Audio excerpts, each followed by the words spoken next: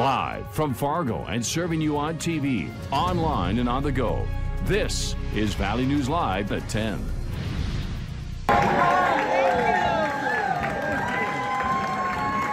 A hero's welcome for 85 veterans from the Red River Valley. They touched down in Fargo about an hour ago, back from a whirlwind trip to our nation's capital, a trip organized by the Veterans Honor Flight of North Dakota, Minnesota. That organization has been putting together trips like this for years. Valley News Team's Mike Morgan was on that flight and rushed back to give us a quick update on how the trip went. Mike, welcome back. Thank you so much, Andrea. It was great, and I don't know how these veterans did it. We left for Washington, D.C. early yesterday morning, began touring monuments shortly after touching down. We had a banquet last night, then we were up early this morning, toured more monuments, back on a jet late this afternoon, and here I am. Hats off to the Veterans Honor Flight of North Dakota, Minnesota. It's a well-organized machine. They allow veterans to see as much as possible in a very short period of time. Also, credit goes out to the 80-plus family escorts, medical staff, and support staff that make sure that these vets are well cared for. This trip is fantastic to see all of this, and the people that say thank you for the service, the young people, everybody is just tremendous. Heart just must get touched each trip. It does. These are life-changing, not only for us, but I should say not only for the veterans and their families, but for all of us who help with them. I mean, it changes our lives. It really does. And it just makes us so grateful for the opportunity to work with these heroes every single day. Now, before we left the nation's capital today, it was really special. Students from Horizon Middle School in Moorhead, who were in Washington on a field trip, met the veterans at the WW2 Memorial. It was a wonderful time. Join me here tomorrow night. We'll have much more on the D.C. trip and the memorable moments that took place for many of these veterans. Andrea? Thank you, Mike. Can't wait to see those stories. We're told that the cost of each honor flight is between $150,000 and $160,000. It's paid for by numerous fundraising events by the organization, plus individual donations and money donated by various veterans groups. That kind of specials, I can't afford to keep this property, and I'm wondering who's going to want to buy it with $93,000 worth of specials on it. Fargo homeowners say they are struggling under the weight of special assessments, but a little relief is on the way. Tonight, the City Commission voted to go back to 2013 rates, where the city pays for about 70% of infrastructure costs and landowners pay about 30%. Valley News Team's Veronica Marshall spoke with a local landowner who says some relief is better than nothing.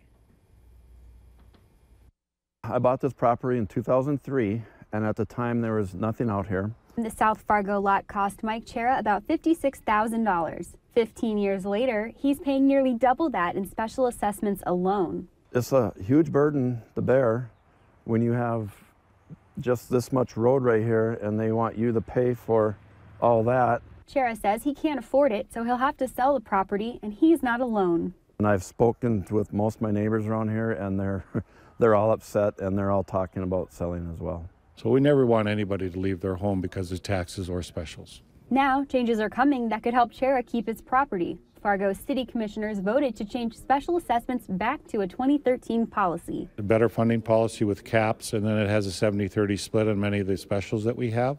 We think it'll be much more tolerable for people. We think it's a fairer system than we had. Some say this step doesn't go far enough, arguing that special assessments should go away altogether. But for landowners like Chera, it's at least a step in the right direction. Any of that would be better than what we have right now, obviously. In Fargo, Veronica Marshall, Valley News Live. Mahoney says the Assessor's Department will now start working on reassessing properties, and new notices will go out in the mail. A crazy sight near Grand Forks. A viewer sent us this video of what Hutch tells us is a dust devil. Interesting sight, what wasn't necessarily a scorching hot day. What can we expect for the rest of the week? Let's find out from Hutch. He's standing by with the latest. Hutch? Well, we always get some surprises around here. Those things happen sometimes when we get that real heated air near the surface rapidly overturning with some cooler air aloft. The warmest air today was in the Northern Valley, where they did approach 80 degrees today. Certainly a sight to behold, and the winds in those things can be pretty stout as well, over 70 miles per hour. at times. Taking a look at temperatures now as we head into the evening. Cooler 50s off to the east, but the shower activity that was there for much of the afternoon has exited. Your hour-by-hour forecast shows we'll all slip into the 50s tonight, a few of us into the upper 40s. Skies will be partly cloudy to mostly clear, and it looks like a quiet start with a light wind for your Tuesday morning. I'll have details on a big warm-up that's going to take place as we go through the upcoming week. There'll be some thunderstorms to talk about, too. We'll do that here in just a few moments. All right. Thank you, Hutch. You bet. One person is dead. 3 others were hurt after a rollover crash near Sisseton, South Dakota. Authorities say a Chevy Malibu rolled at an intersection over the weekend. The 18-year-old man who was driving died at the scene. 3 passengers all received minor injuries. Authorities say none of the occupants were wearing a seatbelt. Names of the people involved have not been released. The jury trial for a man accused in a fatal brawl outside a downtown Fargo bar last year may be held away from Fargo. Darren Patterson faces manslaughter and assault charges stemming from the incident. Court records show that defense attorneys have filed a motion for a change of venue in the case. In a hearing that has been set for June 15th, Patterson's attorneys will give their reasoning behind why they feel the trial needs to be moved elsewhere.